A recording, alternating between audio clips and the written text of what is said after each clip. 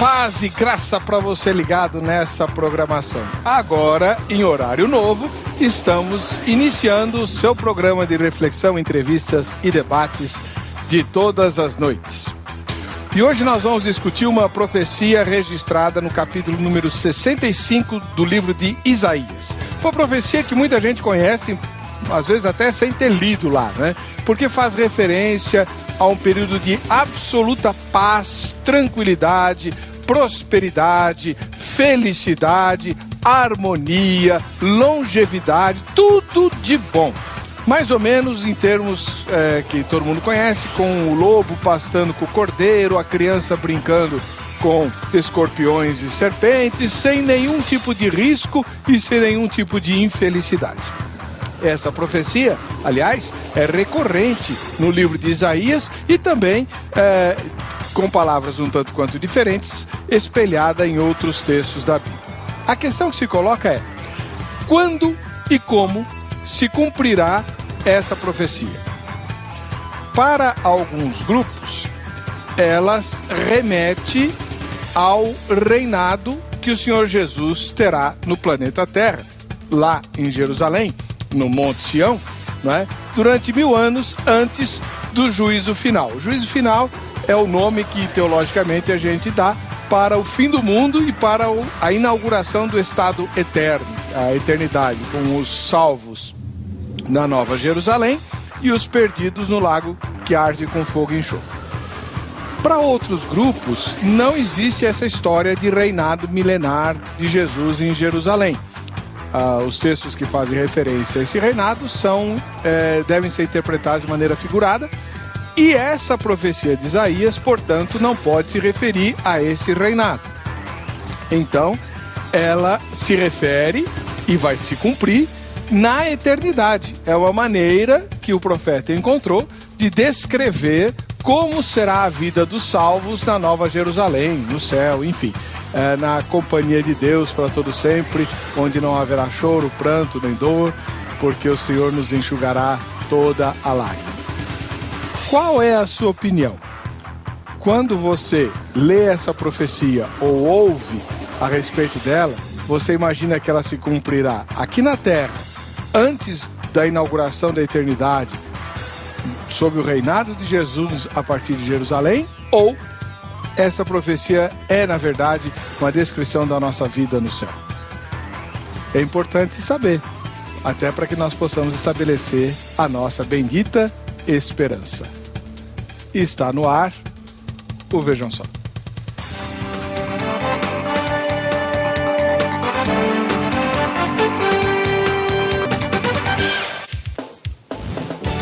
Olá, é bom ter você como nosso telespectador ou nossa telespectadora. Estamos em novo horário, começando uma nova fase do programa Vejam Só, e eu queria agradecer o carinho da sua audiência.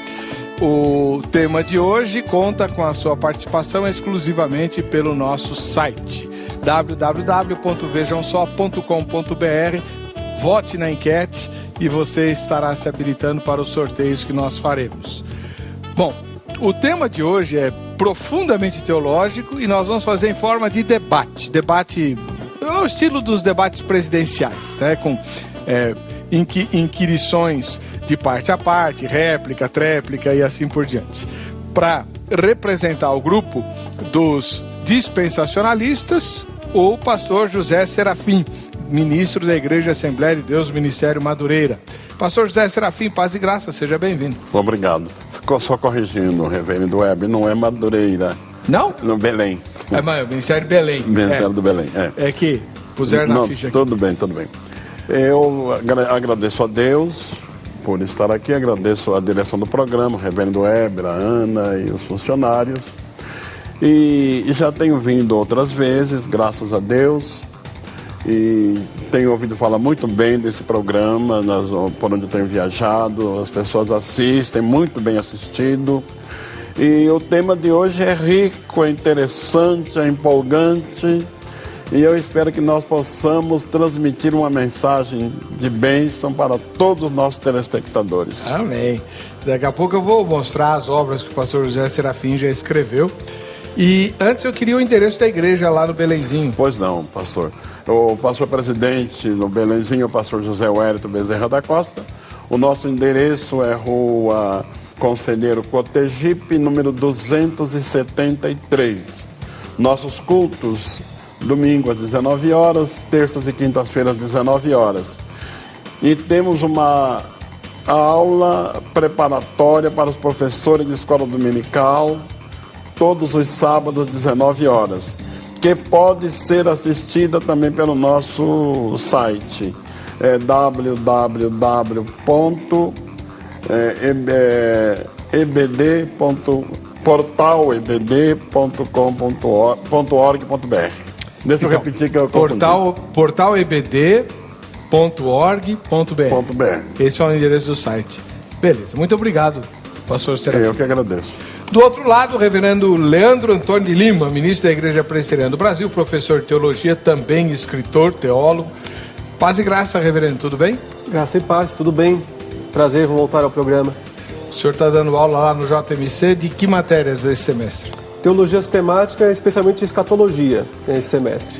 E também no Centro de Pós-Graduação Andrew Jumper, eu também dou um curso específico de Apocalipse. Maravilha. E a igreja que o irmão está pastoreando? A Igreja Presbiteriana de Santo Amaro. Fica lá próximo ao Largo 13 de Maio, no bairro Santo Amaro, na rua Promotor Gabriel Netuzzi Pérez 289. E o site nosso é ipsantoamaro.com.br. Nesse site tem sermões, muitos sermões, é um site bem visitado, graças a Deus. Só para você ter uma ideia, né? Um irmão que visitou a sua igreja falou assim: o reverendo Leandro é uma potência. Só para você ter uma ideia, o assistente dele é o reverendo Augusto Nicodemos Loftus. Eu falei, vá! É verdade, é verdade. Está conosco lá. Barbaridade, hein? Bom, aliás, o ósculo santo para o reverendo Augusto, que está de partida aí para os Estados Unidos, né? Isso, está indo, acho que amanhã. Vai fazer o pós-doutorado dele lá. Muito bem, estamos aguardando o senhor de volta aqui, viu, pastor? Vamos para a matéria de abertura e depois voltaremos com os recados espertos do Vejam Só. Há muito tempo que os homens sonham com uma sociedade perfeita, em que todos possam viver em paz e harmonia. Um mundo no qual todas as necessidades serão satisfeitas e barreiras como a raça, nacionalidade, educação, renda e ambiente não existam mais. Segundo a profecia de Isaías 65, 17 a 25, um novo céu e uma nova terra serão criados. Porque eis que eu crio novos céus e nova terra, e não haverá mais lembrança das coisas passadas, nem mais se recordarão. Algumas promessas também foram relatadas no trecho de Isaías.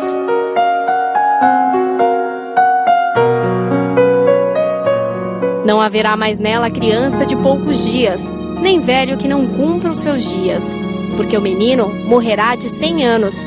Porém, o pecador de 100 anos será amaldiçoado. E edificarão casas e as habitarão, e plantarão vinhas e comerão o seu fruto. Segundo o trecho de Isaías 65, 25, todos conviverão em paz.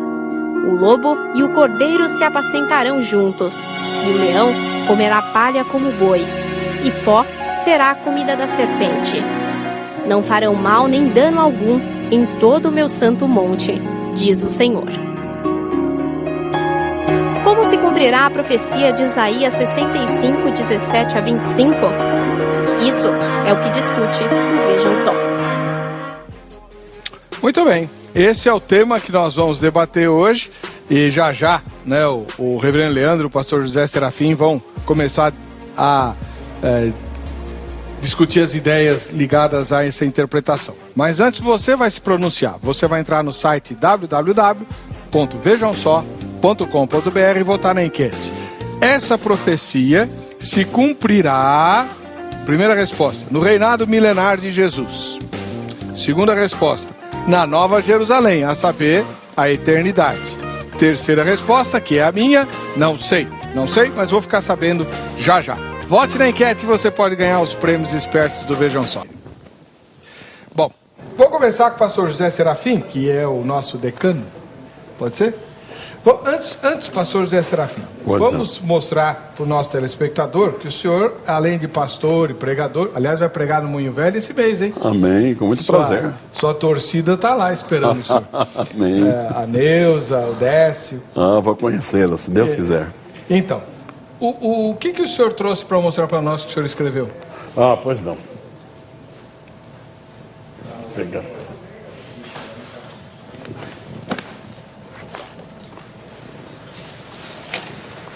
Eu escrevi um comentário sobre o livro de Apocalipse.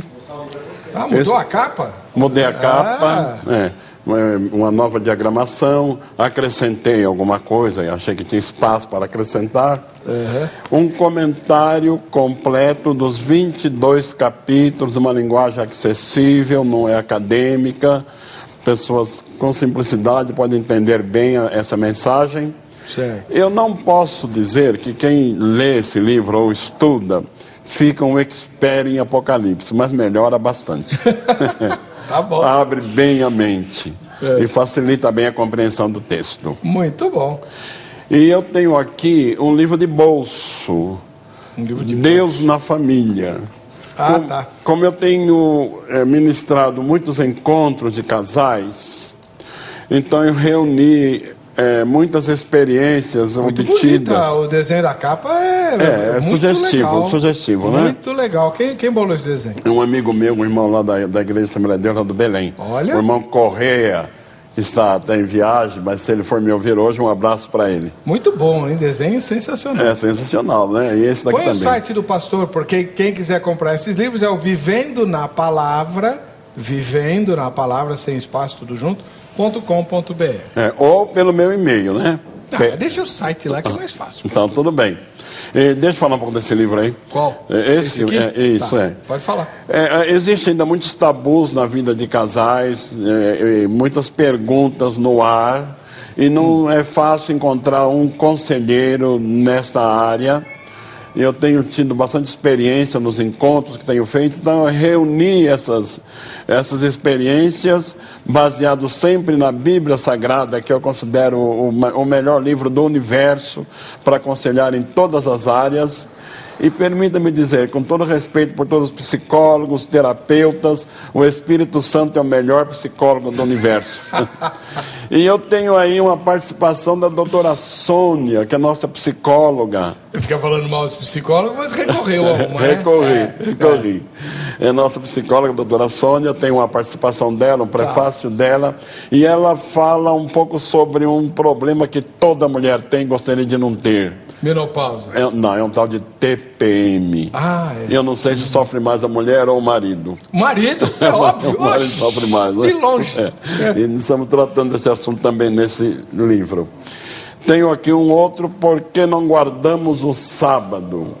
Há muito crente preocupado com isso. Eu já vi crente dizer assim, olha, para não errar, vou guardar o sábado e o domingo. Mas erra também, não é? Que a Bíblia manda trabalhar 6 dias, descansar em 1. Então, descansar 2 já é meio preguiça, é excesso, né? Então bom. Tá aí uma explicação. Põe o site de novo, Ana, por favor. No caso é Elisete, né? vivendonapalavra.com.br. Muito obrigado, pastor. E aqui eu tenho ainda uma apostila. Eu gostaria de fazer essas perguntas no ar. Você me permite? São poucas perguntas. Sobre o que é, pastor? Escatologia. Veja, prezado ouvinte, se você pode responder assim de imediato. Em que dispensação estamos? Qual será a próxima dispensação? Quando se dará o fim da atual dispensação? O que acontecerá entre o fim da atual dispensação e a próxima? O que acontecerá aos que aceitarem o sinal da besta? Quando se dará o juízo das nações? Quando se dará a batalha do Armagedon? Quando se dará a batalha de Og e Magog? Quando será inaugurado o lago de fogo e enxofre? Quais serão os seus primeiros habitantes? Quando Satanás será lançado no lago de fogo e enxofre? Só isso o senhor quer saber? Mais nada? Só isso. É o bastante. Tá bom. Então, essa apostila aqui, tudo isso produzido pelo pastor José Serafim.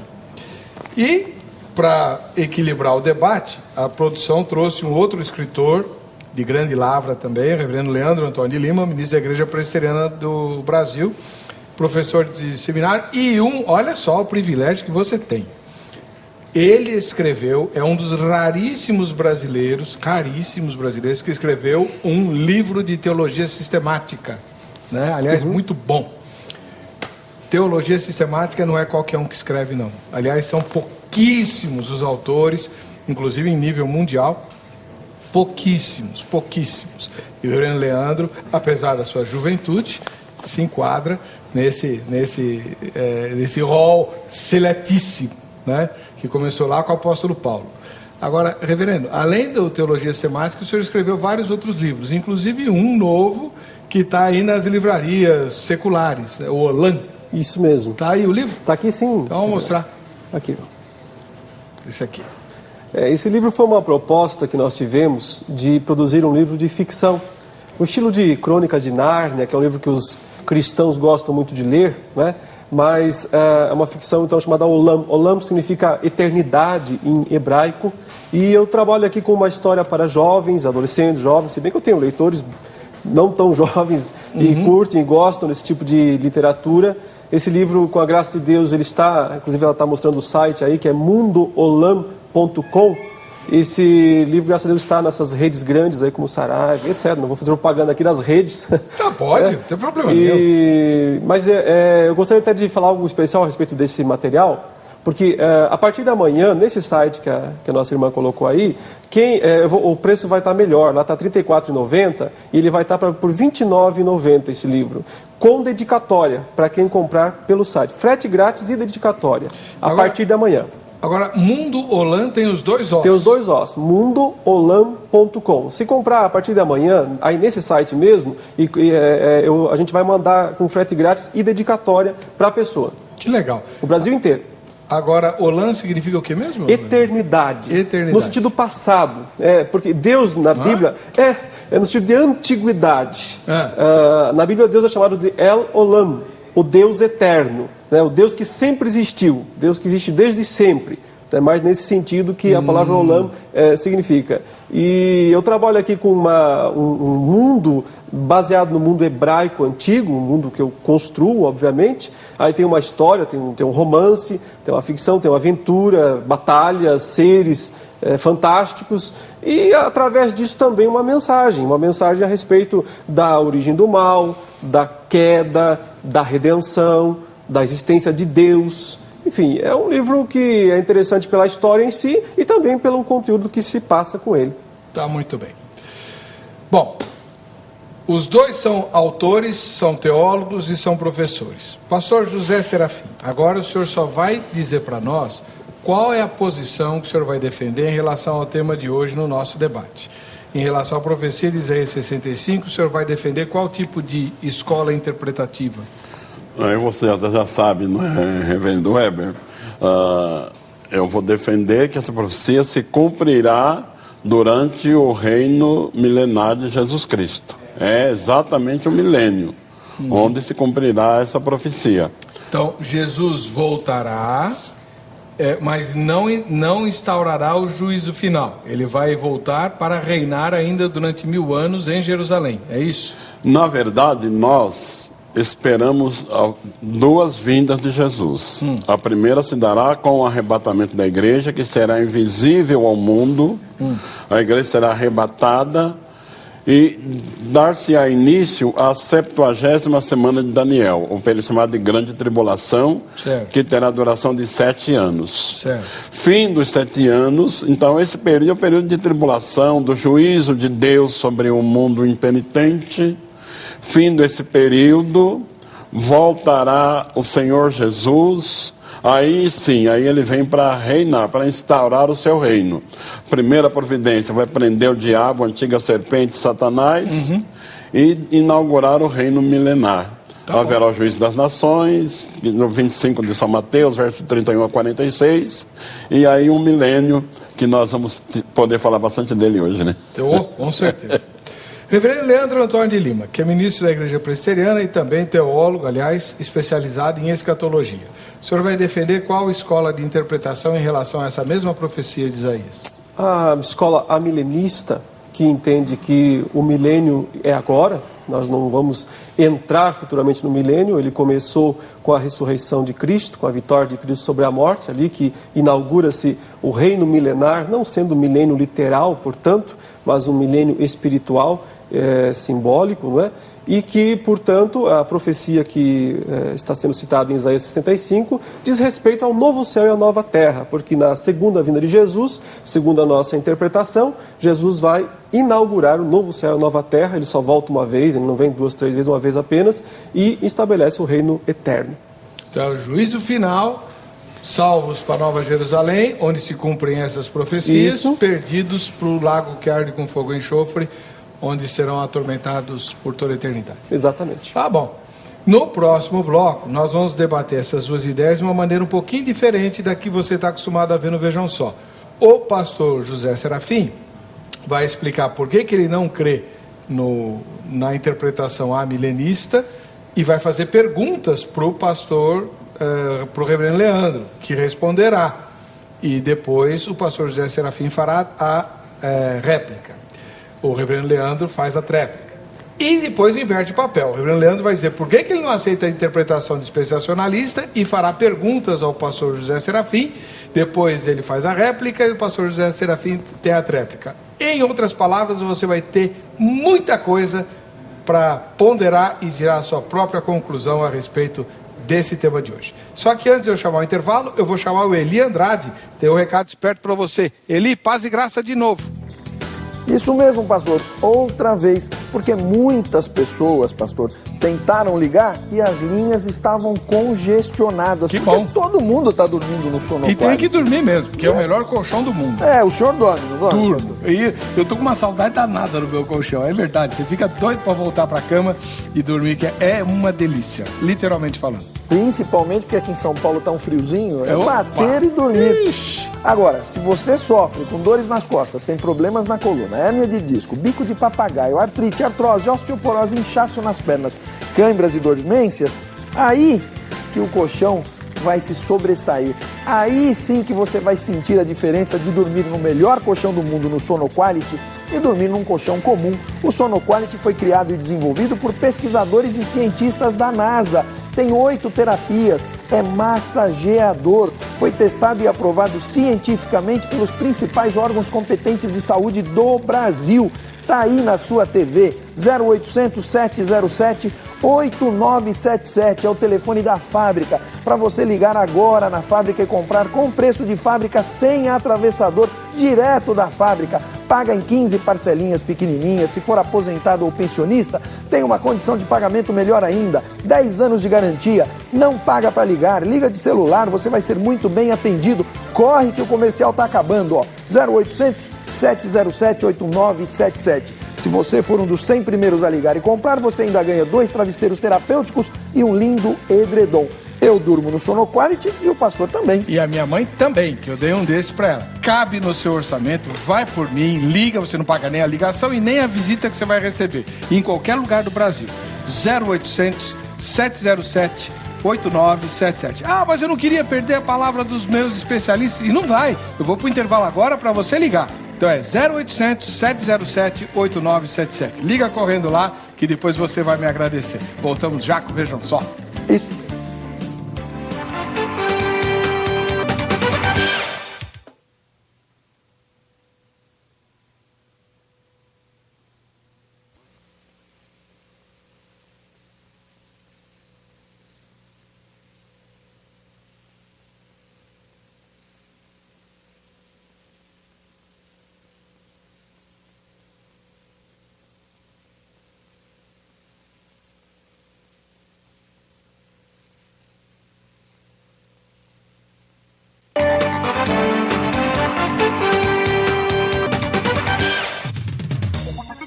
Estamos de volta com o programa Vejam Só. O tema de hoje foi sugestão do Ives Lopes. Ele mora na Bahia e a gente quer agradecer a ele mandando esse presente para ele aqui, ó. Personagens Esquecidos da Bíblia, livro de autoria do pastor Marcelo de Oliveira, que de vez em quando você vê aqui no programa Vejam Só. É um livro muito interessante que fala sobre biografias de pessoas que você às vezes nem sabe que existia na Bíblia. Quer ver, ó? pegar um caso aqui. Vamos ver. Joabe, ascensão e queda de um comandante. Dá para fazer meditação em cima da vida de Joabe, né? Que ficou famoso porque matou o filho de Davi. Mas enfim, esse livro aqui, ó, Personagens Esquecidos da Bíblia, é o presente que nós vamos mandar pro Ives Lopes lá da Bahia. E se você quiser... é o site do autor aí, davarelohim.com.br. Se você quiser o livro do pastor Marcelo de Oliveira, entra em contato com ele pelo site, que você recebe o livro, inclusive, com dedicatória para você, tá bom? E quem quiser ajudar o Vejam Só, por favor, ou vai pro Twitter, ou entra no site vejamsó.com.br. Lá tem sugestões de temas, onde você pode colocar sua sugestão. Se ela for pautada, você ganha o presente sem sorteio nenhum, tá bom? Sobre o tema de hoje, o Carlos Augusto, que mora em Mossoró, no Rio Grande do Norte, diz assim: graça e paz, reverendo Weber e convidados. Esse texto, assim como Isaías 11, nada mais é do que uma figura da eternidade, ou seja, do estado eterno, que todos os salvos desfrutarão depois que o Senhor Jesus voltar e entregar a cada um a paga por seus pecados. Não vamos fantasiar o texto, vamos olhar para ele com o devido cuidado para não fazermos exegese em vez de exegese, e que Deus abençoe a todos. Então o Carlos Augusto se alinha com o reverendo Leandro. Cris, que assina como serva de Deus de São Paulo, diz: como se cumprirá a profecia de Isaías 65? Eu não sei, ficarei sabendo hoje. Mas será que se trata da Jerusalém Celestial? Só sei que adoraria estar lá, ser uma escolhida do Senhor. Meu Deus, como eu almejo isso. Deus abençoe a todos. Não troque sua coroa por nada, nem por mulher, nem por filho, nem por homens. Só sirva a Deus com um puro e sincero coração, sem nenhum interesse. Porque quando Deus nos chamou nas águas do santo batismo, Ele nos prometeu somente a vida eterna. Então, caminhe nessa jornada com essa certeza que, se tu fores fiel até a morte, receberá o teu galardão, e isso é tudo, glória a Deus. Amém.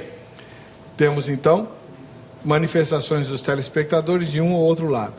E antes de ouvir o pastor Serafim questionar por que o reverendo Leandro não é dispensacionalista e como ele explica essa profecia de acordo com o entendimento dele, pastor José Serafim, o senhor tem, sempre que o senhor está aqui, o senhor defende o ponto de vista dispensacionalista, que é, entre outras coisas, aquele sistema de enxergar os textos da Bíblia de acordo com etapas de um plano de Deus. Sim, não é isso? Sim.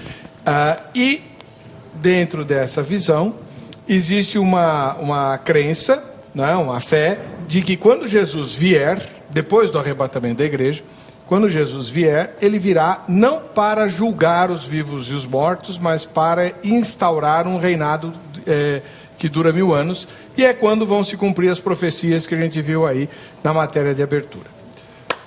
Que tipo de questionamento o senhor pode fazer para o pastor, para o reverendo Leandro, né, para que ele reveja a posição dele, porque ele não crê igual ao senhor? Sim, já percebi que não crê igual a mim. O reverendo Weber e reverendo Leandro, né? Leandro, antes de qualquer coisa, reverendo, foi um prazer estar com o irmão aqui, conhecê-lo, e tenho já o irmão em mais um hall de amigos, no meu hall de amigos. Isso não significa que nós pensamos igual. Nosso pensamento diverge em nossa forma de entender as profecias da Bíblia Sagrada. Quando nós começamos a estudar a Bíblia, desde Gênesis, desde Adão e Eva, e vamos acompanhando o desenrolar dos acontecimentos, não é difícil perceber que em cada período Deus teve uma forma de tratamento com a humanidade. Não significa isso que Deus estava tentando alguma coisa. Deus está provando para o homem que ele é um eterno dependente de Deus. Sempre que depende do homem, ele falha. Em todas as dispensações. E nós estamos agora na dispensação da graça, onde não depende do homem. O homem só crê, Deus faz o resto. E o milênio é um cumprimento das profecias e da promessa que Deus fez a Davi. Deus jurou a Davi. O Salmo 89 todo fala sobre isso. Fora outros textos. de que ele teria um reinado eterno. Nós sabemos pela história que quando Judá foi levado prisioneiro, o cativo para a Babilônia, o reino de Davi se desmanchou aí. E quando voltaram, não teve mais um rei. Aliás, Israel não foi mais independente. O que nós pensaríamos? Falhou a promessa de Deus? Deixou de se cumprir? De maneira nenhuma. Quando o anjo apareceu a Maria, anunciando o nascimento de Jesus, está lá em Lucas 1:36, se não me falha a memória por aí, anunciando que ela teria um filho que se assentaria no trono de Davi para sempre. O filho foi Jesus, nasceu Jesus, da Virgem Maria, cumprindo-se essa profecia. Pois bem, saindo disso, nós temos vários textos bíblicos que mostram isso. E já no capítulo 20 de Apocalipse, do versos 1 a 7, nos fala 6 vezes de 1000 anos. Eu tenho dificuldade de entender que esse 1000 anos é simbólico, ou conforme diz o pastor, que nós já estamos vivendo nele. Somente na era cristã já estamos no ano 2000, já passou um pouco do ano 2000, que já seria 2 milênios. Então ficaria difícil entender dessa área aí. E também várias promessas que nós temos na Bíblia não se cumpriram nesse nosso período. Por exemplo, durante o milênio, é um período de paz mundial. Até os animais mudarão a sua natureza. O carnívoro se tornará herbívoro. Aliás, até uma das perguntas que eu tenho aqui para fazer, não sei se já pode fazer. Ou faça. Bom, o versículo 25 do nosso texto é uma repetição de Isaías capítulo 11, versos 6 a 9. Indicando que a natureza dos animais será mudada. Os animais carnívoros se tornarão herbívoros. Esta profecia é um sonho ou é uma realidade? Muito bem. Reverendo Leandro Antônio de Lima, que representa o pensamento milenista, o senhor pode fazer uma introdução a respeito da sua escola de interpretação, assim como fez o pastor José Serafim, e responder essa pergunta objetiva que ele fez. Depois ele vai fazer a réplica, o senhor tem a réplica, e aí o senhor devolve a pergunta para ele. Muito bem, ok. Nós entendemos que o reinado de Cristo, prometido desde o Antigo Testamento, como um cumprimento das promessas feitas a Davi, não vai começar na segunda vinda de Jesus, mas começou na primeira vinda de Jesus. Então, as promessas se cumprem de maneira espiritual, na pessoa do Rei, que é Jesus Cristo, que veio, que viveu, que morreu, que ressuscitou, subiu aos céus e está reinando, e reinará para todo sempre. Então, nós entendemos que não há necessidade de um reinado terreno, literal, sobre Israel, aqui, lá, no Monte das Oliveiras, etc., para cumprir as profecias do Antigo Testamento. Nós entendemos que o próprio Novo Testamento mostra que ele é um cumprimento do Antigo Testamento. Ou seja, já começou a acontecer, já começou a se cumprir desde os dias que Jesus pisou aqui na Terra, especialmente através do seu ministério, sua vida, sua morte, sua ressurreição e sua ascensão aos céus. Então, com respeito à pergunta do pastor José Serafim, ao qual também agradeço a gentileza e poder conhecer aqui, e gostaria até de falar um negocinho rapidinho sobre essa questão específica, de falar sobre o futuro, porque o mais importante do que exatamente saber como vai ser, é saber que vai ser. Nós podemos ter opiniões diferentes, e podemos ter o mesmo respeito e amor mútuo, porque nós aguardamos o futuro, um futuro bom, um futuro melhor. Se vai ser 1000 anos ou se vai entrar direto no reino eterno, nós vamos nos dar bem. Porque vão estar lá. De alguma maneira. O ruim é não estar lá. O ruim é estar fora disso, e só é possível estar lá através do sacrifício de Jesus Cristo, da sua vida, sua obra, a salvação que ele conquistou para nós. Pois bem, o texto de Isaías capítulo 65 é autoexplicativo. Ele próprio diz a que período se refere, porque ele diz aqui no versículo 17: pois eis que eu crio novos céus e nova terra. crio novos céus e nova terra. Então, o texto mesmo está dizendo, com todas as letras, que a descrição desse período aqui diz respeito ao novo céu e à nova terra, ou seja, o estado eterno, que tem que ser depois do milênio, não pode ser o milênio. Nós cremos que estamos no milênio agora, portanto, assim que Jesus retornar, na sua segunda vinda, vai acontecer isso aqui, o novo céu e a nova terra. Porém, a questão é o seguinte, é literal? A descrição é literal? Deve ser interpretada literalmente? Não, até porque no novo céu e na nova terra não vai mais haver morte, não vai mais haver pranto, nem choro, nem dor, como o Apocalipse mostra isso, quando retoma essa profecia do novo céu e nova terra de Isaías 65 e expande para mostrar o estado eterno e definitivo. Portanto, o que nós dizemos? Que aqui nós temos uma linguagem de aproximação, uma linguagem de acomodação. Inclusive essa palavra, quem definiu pela primeira vez foi o próprio reformador João Calvino, no século XVI, quando disse que a Escritura usa muito linguagem de acomodação.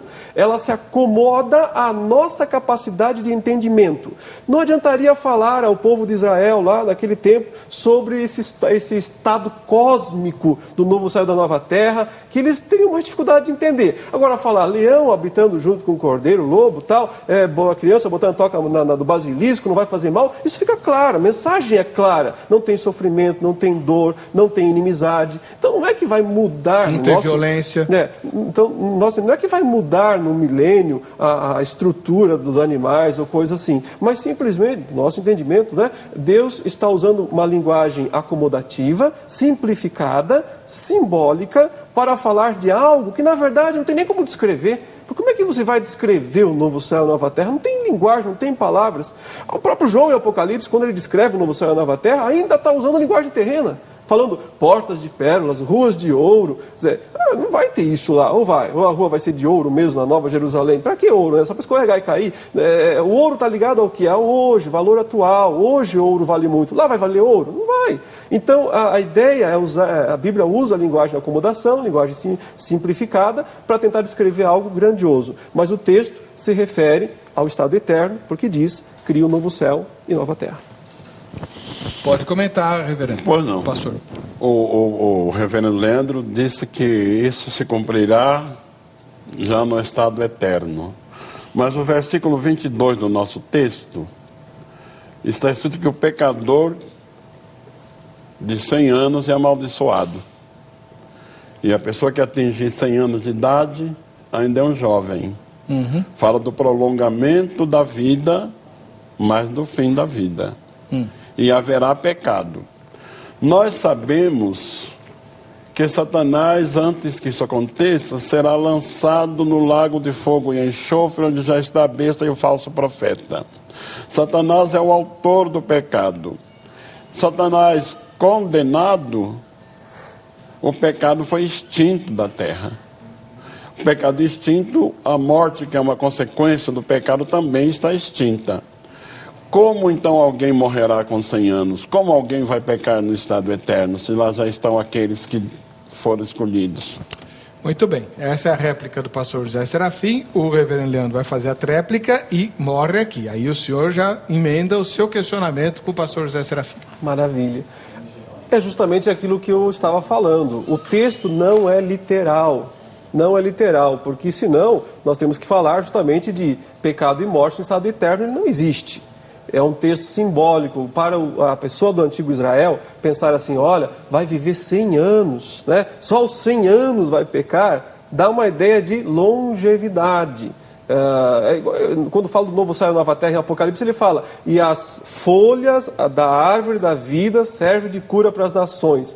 Vai ter doença então no estado eterno? Não vai ter doença, mas é uma linguagem que a Bíblia se permite utilizar para se acomodar à nossa compreensão, ao nosso entendimento. Então não quer dizer que vai haver sofrimento, vai haver morte, já falou que não vai haver. Então usa essa linguagem apenas para tentar passar uma ideia para o leitor da grandiosidade, do estado de harmonia, do estado de plena felicidade que vai ser o novo céu e a nova terra. Mas o texto não pode, se for literal, aí fica terrível, fica complicado demais, porque o texto está dizendo que é o novo céu e a nova terra. O capítulo está dizendo isso, ele cria o novo céu e a nova terra. Então, se é literal, então vai ter morte, então vai ter doença, então vai ter pecado no novo céu e a nova terra. Então o Apocalipse está errado. Necessariamente tem que ser um texto simbólico. O texto exige que ele seja simbólico. Tá bom. Agora... Não posso mais? Senão a gente não sai dessa questão. Agora o irmão faz a sua pergunta para o pastor José Serafim. O telespectador vai tirando suas próprias conclusões. E depois vocês podem inquirir os dois aí à vontade. Tudo bem. Perfeito. Pastor José Serafim, por que o pré-milenismo, principalmente o dispensacionalista, insiste numa separação entre Israel e igreja?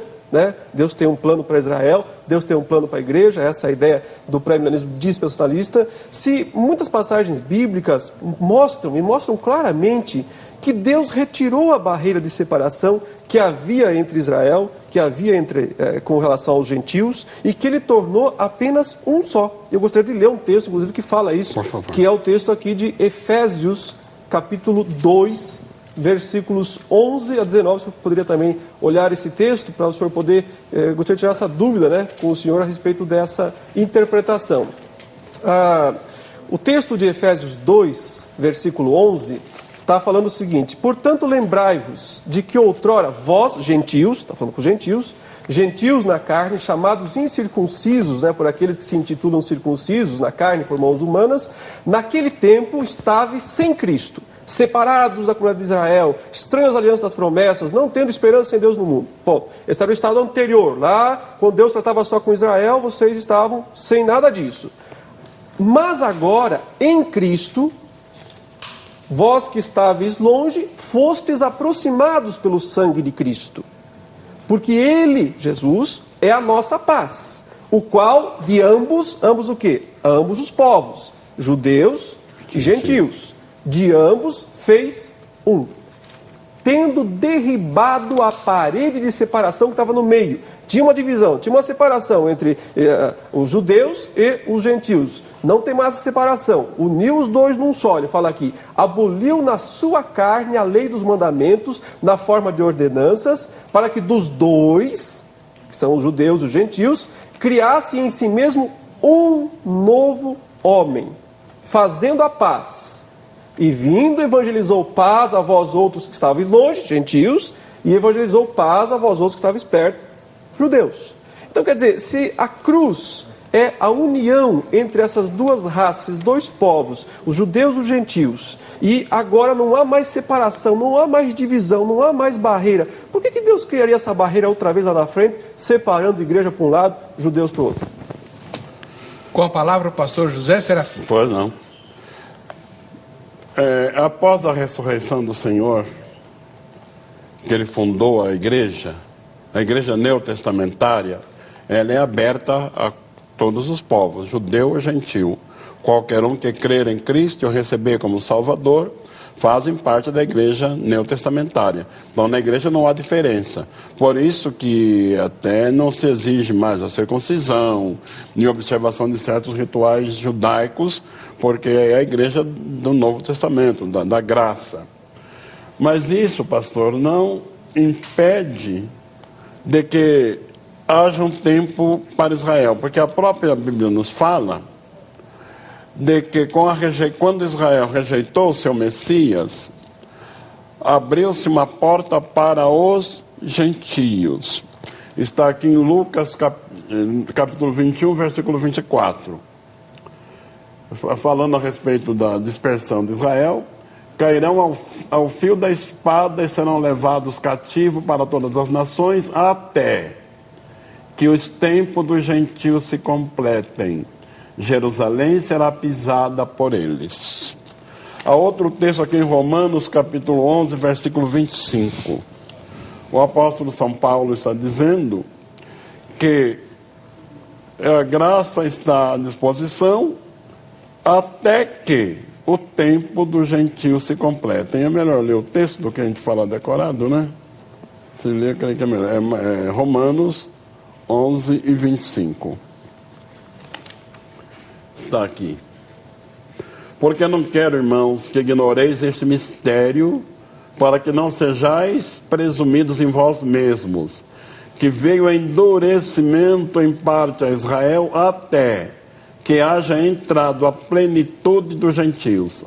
E assim todo Israel será salvo, como está escrito: virá de Sião o libertador, e ele apartará de Jacó as impiedades.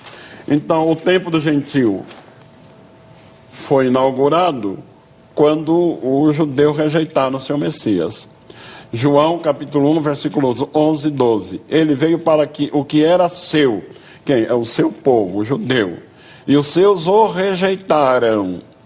Mas diz o versículo 12: mas a todos quanto receberam, deu-lhes o direito.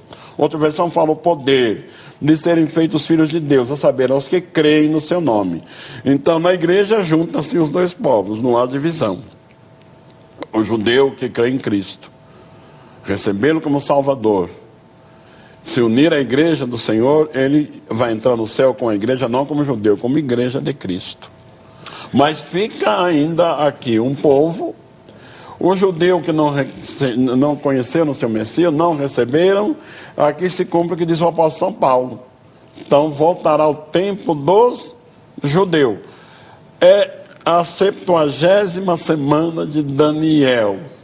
Terá, porque ela foi interrompida com a rejeição de Cristo, a 69ª semana.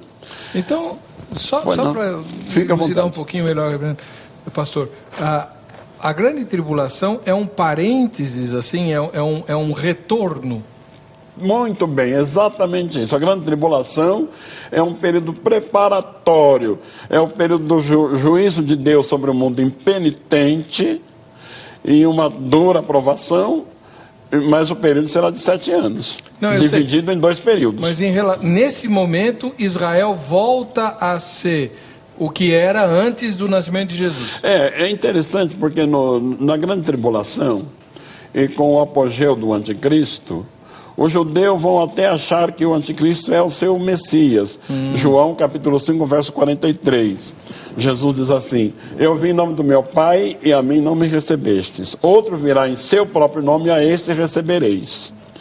E engraçado que ele vai conseguir fazer aquilo que ninguém fez. Ele vai conseguir unir árabes e judeu, vai conseguir tirar a mesquita de Omar e reconstruir o templo do judeu.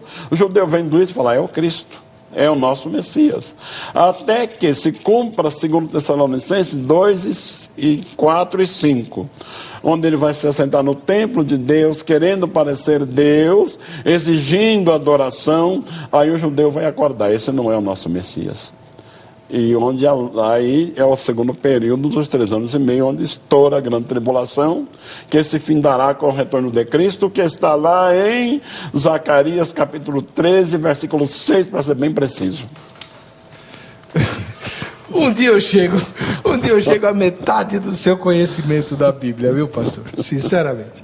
Nós vamos para o intervalo, porque não vai dar tempo agora do pastor Leandro fazer a réplica. Ele vai fazer assim que a gente voltar do intervalo, e depois tem a tréplica e a gente segue aqui o debate. Vamos lá.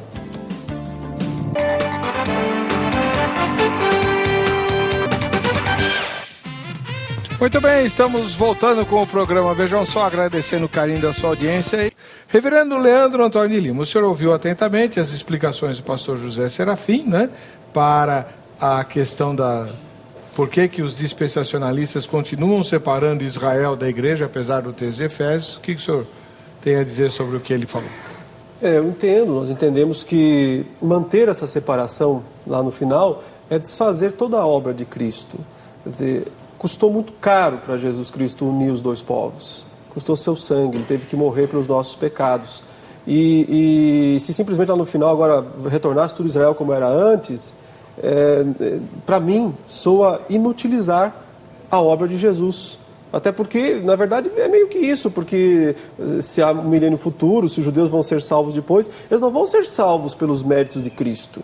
Eles vão ser salvos pela obediência deles, ou então porque vão ver o Jesus lá vivo, pessoalmente, né? Não é uma salvação pela fé, não é uma salvação da maneira como nós... Então, para mim, soa injusto, diferente e, acima de tudo, enfraquece a obra, a importância, a centralidade da cruz do nosso Senhor. Quando Paulo fala em Romanos 8, 26, e assim todo Israel será salvo, não dá para entender que seja aquela parcela da população de Israel que vai estar viva na vinda de Jesus, porque ela não é todo Israel, são judeus vivos, sei lá, suponho que seja no ano 2020, 2030, não como todo Israel, isso não é todo Israel, são os judeus vivos naqueles dias. Todo Israel tem que ser mais do que isso, todo Israel é o Israel da história. Então, e assim todo Israel será salvo, quer dizer, todos os verdadeiros cristãos serão salvos, dos gentios, e todos os verdadeiros cristãos dos judeus serão salvos. Se Deus quiser, e Ele pode fazer o que Ele quiser, Ele é soberano, se Ele quiser dar uma chance de conversão especial para aqueles judeus que vão estar vivos um pouco antes da sua vinda, Ele pode fazer, quem sou eu para negar isso? Ele pode fazer, se Deus quiser dar uma chance para aqueles judeus. Mas eles terão que crer em Jesus, no sacrifício de Jesus. Eles terão que se arrepender dos seus pecados e ser salvos pela graça. Porque se não for assim, elimina o sacrifício de Jesus. Se não for assim, elimina Efésios capítulo 2, que mostra a união dos dois povos. Pastor José Serafim, o senhor entende que fazer esse backspace, né, esse retrocesso... Deus estava caminhando com um plano, veio Jesus, cumpriu o plano de salvação, nasce a igreja caminha durante 2000 anos, vamos imaginar que a grande tribulação comece nos nossos dias, aí de repente a igreja sobe e Deus volta a lidar com Israel como lidava antes de Jesus. O senhor não vê um problema teológico nisso? Não vejo problema nenhum. Isso daí não passa de uma dedução do reverendo. Ele deduz, não mostrou nenhum texto bíblico, é uma dedução, é um pensamento dele, o pensamento é livre. Mas se é que inutiliza a obra de Cristo, que eu não acredito, a própria Bíblia então é que está dizendo isso, que haverá um retorno para Israel. Isso se nós começarmos a estudar, olha, quando nós estamos as profecias de Daniel, me parece que não precisa de nada mais claro do que isso. O texto lá do capítulo 9, está escrito que ele orava por quem? Ele orava por seu povo, o judeu, e por sua santa cidade, Jerusalém. Era esta a preocupação do profeta. O que devia se passar na cabeça dele, aí entre linhas? Ele sabia que as profecias da vinda do Messias não se cumpriria, porque o lugar onde devia nascer o Messias estava destruído, desfeito, o reino caído. Então ele orava por seu povo e por sua santa cidade. E Deus lhe revelou exatamente aquilo que ele queria saber. Lhe mostrou, lhe falando a respeito das 70 semanas. Quando fala semana para o judeu, ele entende quando é questão profética, baseado em Levíticos capítulo 25, versículo 8, que está escrito que contarás uma semana de anos. Portanto, 7 semanas serão 49 anos, 70 semanas, 490 anos. Quando pegamos a história do retorno de Israel, reconstrução do templo, contando o período que foram levados cativo, vai bater exatamente esse período, faltando 69 semanas, ou 483 anos. Faltando a última semana, que foi interrompida. Por quê? Porque os judeus rejeitaram o seu Messias. Para o judeu não se marcou tempo, foi aberta uma porta para o judeu. Aí o gentio tem oportunidade, assim como o gentio pode ser judeu se circuncidando e entrando no sistema judaico. O judeu hoje pode fazer parte da igreja, aceitando o Cristo como Salvador, reconhecendo como seu Messias, sendo batizado, como Jesus foi batizado, é membro da igreja, não conta como judeu. Mas o judeu que não chega a essa compreensão, mas que rejeitará o sinal da besta, não adorará o anticristo, preferindo dar a sua vida. Fica bem claro no capítulo 14 de Zacarias que todas as nações se reunirão. Essa é a grande batalha do Armagedon, que também está lá em Apocalipse. Eles virão pelo vale dos filhos de Inom, com o melhor armamento, com o melhor poderio militar. E Israel, sempre que foi cercado por inimigos, sempre confiaram em Deus, sempre venceram. Mas agora vão se ver numa situação sem recurso. Não vai ter meio de vitória. Eles clamarão: ó Jeová Shabaó, ó Senhor dos exércitos, socorre o teu povo. Capítulo 14 de Zacarias.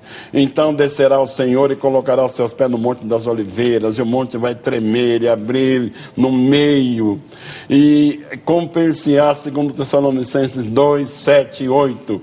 Ele desfará o anticristo pelo esplendor da sua vinda. Eu creio que sejam relâmpagos fortíssimos, e pelo assopro da sua boca, um vendaval. Quando o anticristo será destruído, Israel vai vê-lo com sinal nas mãos. De que sinais são esses nas suas mãos? Este é a ferida com que eu fui ferido na casa dos meus amigos. E virá pranto e choro, e chorarão, e reconhecerão seu Messias, assim como os irmãos de José o reconheceram lá no Egito. Muito bem. Isso põe fim à questão que o reverendo Leandro colocou. O senhor tem mais uma pergunta para o reverendo Leandro? Eu tenho bastante. Então pode fazer. Não vai dar para fazer todas, então faz uma. Não vai, só mais uma? É. Não, vou escolher mais. Então escolhe. Mais fácil. Manda bala aí. Como entender que o reino milenial é o tempo da igreja, se ainda não há paz sobre Jerusalém? Ixi, agora? Reverendo Leandro, só para explicar para o telespectador que não é teólogo, né? O reverendo Leandro, como todos os amilenistas, entende que não é que não existe o milênio, né? Aliás, o senhor explica melhor, por favor. O que é que vocês entendem como milênio?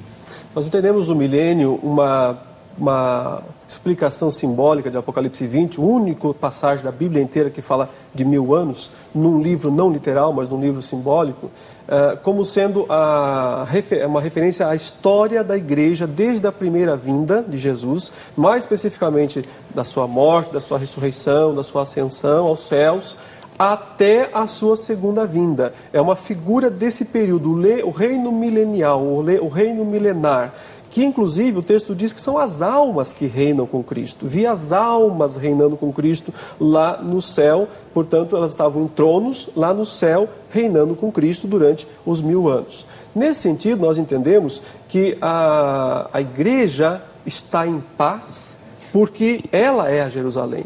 Tudo o que havia para Jerusalém agora está na igreja. Então, só para o telespectador entender, quando a gente fala milenismo, a palavra não é boa, porque eles creem sim no milênio, claro, mas no milênio realizado agora, exatamente, aqui. Então, não é o reinado literal de Jesus em Jerusalém, como o pastor José Serafim vem defendendo, e os dispensacionalistas e pré-milenistas defendem.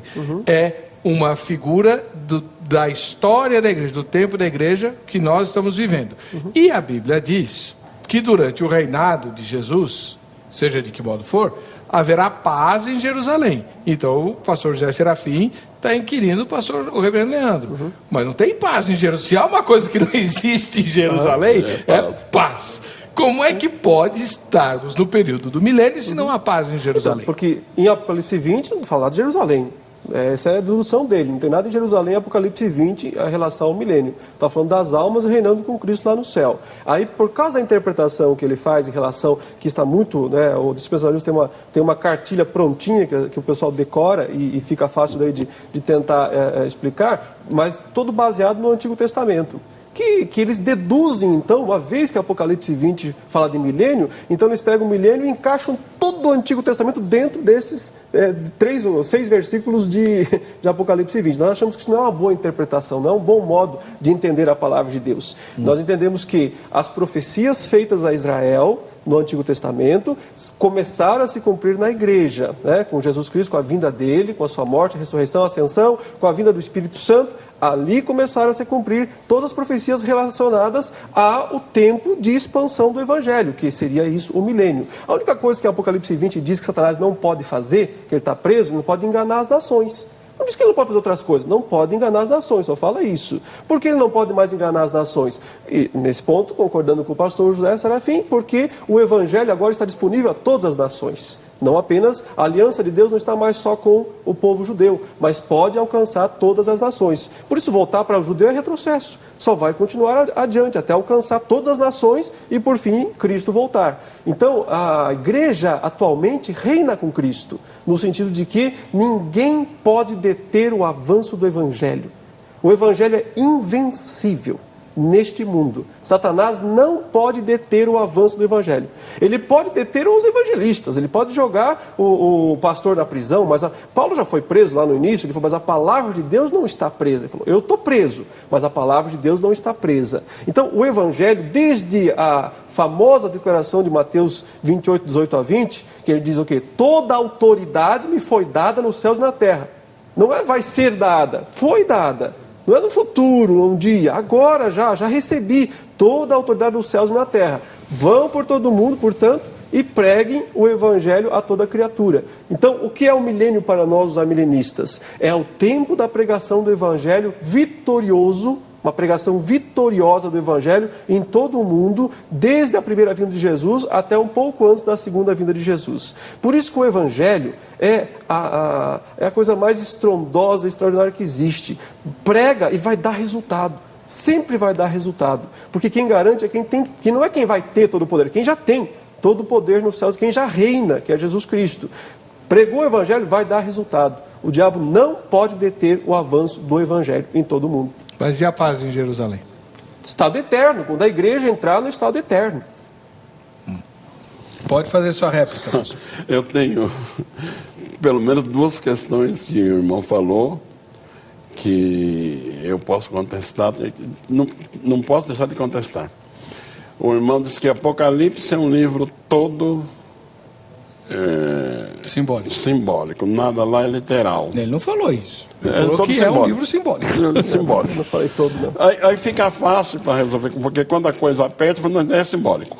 Aí fica até fácil. Tá bom.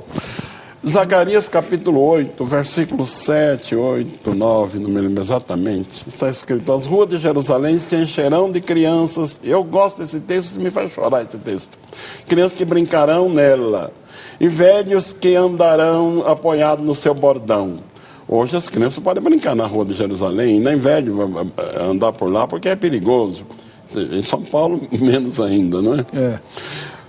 Por quê? Verdade. Hoje não pode acontecer isso. Mas é um milênio hoje? Quando que isso vai acontecer então? No estado eterno vai ter velho andando de bordão? Será que lá quando tivermos com o nosso corpo glorificado ele vai envelhecer? Vai perder a vitalidade? Então quando que esses velhos vão andar aí? É na eternidade ou é agora? E se apenas Apocalipse é simbólico, Zacarias não é. Quando que eles andarão? E outro detalhe, reverendo. O senhor disse que em uma coisa nós concordamos. Parece que não. Parece que não. Uhum. Que o Evangelho é poder de Deus, indiscutível. Ah, bom. Que a igreja reúne todos os povos, indiscutível. Uhum. Mas que o judeu e gentil, eles terão seu tempo determinado, isso está claro nas Escrituras. Ninguém pode negar isso daí. Tempo de quê?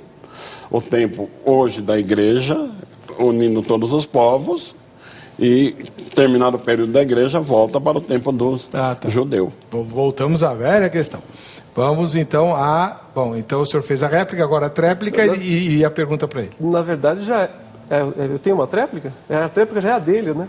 Não, ele fez a pergunta, o senhor respondeu, ele fez a réplica, agora o senhor faz a tréplica e morre o assunto, e aí o senhor faz a pergunta. Perfeito, muito bem. Então, nós entendemos que as profecias do Antigo Testamento se cumprem na igreja, com a primeira vinda de Jesus, de forma simbólica, figurada, espiritual. Ela tomou proporções que não era possível ver lá atrás, no tempo quando foi feita. Por exemplo, a profecia de Joel, nos últimos dias derramarei do meu espírito sobre toda a carne, certo? Isso parece uma profecia lá do fim do mundo, mas na verdade aconteceu em Pentecostes. E Pedro se levanta em Atos capítulo 2 e diz, irmãos, o que está acontecendo aqui hoje é para se cumprir o que foi dito por Joel, eis que nos últimos dias derramarei do meu espírito sobre toda a carne. Então, quando é que os últimos dias começaram? Lá. No dia de Pentecostes, está se cumprindo isso aqui hoje. Então, quer dizer, ninguém podia imaginar esse cumprimento. Pela lógica, não, você pensaria, aí, tentando ver o milênio em tudo, né, como é a tentativa, você pensaria que seria o milênio. Já que bem no início o nosso querido irmão mencionou a respeito de Davi, né, da importância de Davi ter um trono e da importância disso, literal. Não é literal, Deus não cumpre essa profecia literalmente, Ele cumpre ela em Cristo. E é o Novo Testamento quem diz isso, não sou eu. É o Novo Testamento que interpreta dessa maneira. Eu só estou tentando fazer justiça ao texto bíblico. O Novo Testamento interpreta assim. Lá em Atos capítulo 2, faço questão de ler essa passagem também. Atos capítulo 2, versículo 29 até o 36. Observe que o apóstolo Pedro, que já falou que se cumpriu a profecia de Joel naqueles dias, agora ele avança e diz o seguinte: irmãos, seja-me permitido dizer-vos claramente a respeito do patriarca Davi, que ele morreu e foi sepultado, e o seu túmulo permanece entre nós até hoje. Sendo, pois, profeta, e sabendo que Deus lhe havia jurado que um dos seus descendentes se assentaria no seu trono. Está lembrando a profecia. Deus jurou para Davi que um dos descendentes dele se assentaria no seu trono. Legal, quando é que vai cumprir isso? No milênio? Na ressurreição de Jesus, está aqui no texto. Prevendo isto, referiu-se à ressurreição de Cristo. Prevendo isso que Deus falou para Davi, que um dos seus descendentes se assentaria no seu trono. Quer dizer, na imaginação do dispensacionalismo, imagina a Jerusalém futura lá, um trono e todo mundo vindo lá. Mas Pedro e Atos estão dizendo, não, irmãos, isso aqui aconteceu na ressurreição. Lá Deus cumpriu essa promessa. Deus cumpriu de que havia um descendente para sentar no trono de Davi na ressurreição de Cristo. Ele continua dizendo que esse Cristo que não foi deixado na morte, nem o seu corpo experimentou a corrupção. A este Jesus, Deus ressuscitou do que todos nós somos testemunhas. Exaltado, pois, à destra de Deus, aí está a coroação de Cristo. Exaltado, pois, à destra de Deus, tendo recebido do Pai a promessa do Espírito Santo, derramou isto que vistes e ouvis. Ele continua falando até no final da declaração bombástica. Esteja absolutamente certa, pois toda a casa de Israel, é para vocês, Israel, não é lá no futuro, é agora aqui eu estou falando para vocês, Israel, que a este Jesus que vós crucificastes, Deus o fez Rei, Senhor, Quírios e Cristo. Portanto, na nossa interpretação, o que o Pedro está interpretando aqui, ele está dizendo, Deus não precisa que tenha um trono literal lá em Jerusalém, onde Cristo se assente para cumprir as promessas de Davi. A ressurreição de Cristo cumpre, de uma maneira que talvez nós nunca poderíamos deduzir por nós mesmos, mas o Espírito Santo pode, ele inspirou a Bíblia, cumpre as promessas de Deus. Bom, nós estamos tentando fazer um formato novo de debate, né? Mas temos uma grande limitação com o tempo. Então, antes, o irmão tem a pergunta para o pastor? Eu tenho mais uma perguntinha. Então faz a pergunta. É coisa simplesinha. Só que o senhor vai ter pouco tempo para responder. A minha pergunta é assim, se as profecias têm que ter um cumprimento literal, do Antigo Testamento, o irmão insiste muito nisso, tem que ter um cumprimento literal, Deus vai ter que levantar outra vez os assírios, os moabitas, os amonitas, os edomitas, porque Isaías 11:14 fala isso. 11:14 de quem? Isaías 11:14 fala isso. Miqueias 5:5. Deixa eu só ler aqui o Miqueias 5:5 para a gente poder, então... lendo o texto fica melhor, é verdade. Claro. Vamos ler aqui. Ele sabe de cor, mas... ele sabe de cor, mas eu vou dar uma ajuda mesmo assim e vou ler.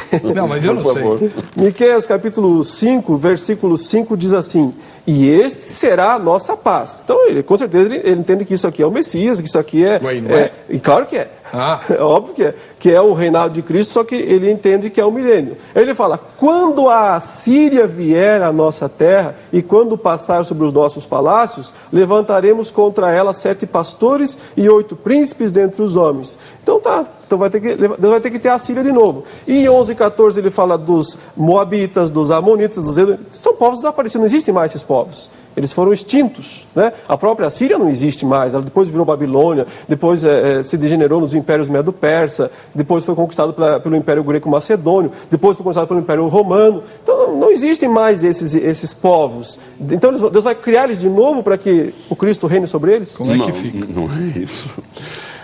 Deus usava a linguagem da época Porque quais foram os povos que mais oprimiram Israel? Concordamos nisso, hein? Como? A gente concorda nisso. Qual o povo que mais oprimiu Israel? Não foi esse povo? E era o povo que era o espinho na carne deles. Então a figura dos inimigos de Israel do de futuro. todos os inimigos de Israel que serão... E lá em, não sei se me falha a memória, Zacarias capítulo 8, último versículo, acho que é o 31, se não me falha a memória. Está escrito assim: e pegarão nas vestes de um judeu e dirão, me leve a Jerusalém, porque eu quero aprender do rei. Judeu hoje é desprezado, é odiado. Parece que 80% dos países do mundo hoje votaram contra Israel, mas nesse período eles vão amar os israelitas e procurar socorro com eles. Rapidinho sua réplica. O pastor admite, portanto, que não precisa haver uma Síria literalmente, não precisa haver lá os amonitas, edomitas, que não é literal. Esse é meu ponto. É uma figura dos inimigos. Esse é meu ponto. Todas as profecias, se isso não precisa ser literal, por que o resto tem que ser? Né? Porque eu tenho que obrigar as demais coisas a serem literais. Pastor, que pena que o nosso tempo é pequeno. É uma pena. É verdade. Eu queria pôr no ar o resultado das entrevistas que a repórter Kátia fez sobre o tema de hoje. Ela perguntou para leigos, é lógico. Vamos ver o que ela apurou. Como se cumprirá a profecia de Isaías 65, 17 a 25? Realmente, eu não sei como vai se cumprir, mas eu tenho a certeza que vai se cumprir, porque tudo que está escrito na Bíblia é de fato e de verdade, vai se cumprir. Mas aí, eu não tenho uma ideia concreta, porque Deus tem uns planos maiores do que os nossos, né? E o que Ele realmente faz, a gente não tem uma noção. A gente sabe que vai se completar, vai se concluir aquilo, né? Então eu acredito nisso, né? Vai ser feito, porque está escrito, é verdade, e vai se cumprir. Não defendendo uma tese, mas há vários teólogos que explicam de uma forma diferente, né? Então, eu não defendo, assim, um parecer se isso vai acontecer ou não, mas eu acredito, assim, que tem várias teorias e as teorias, cada um acredita da forma que quiser, entendeu? Eu não tenho ideia de como que vai ser cumprido, não.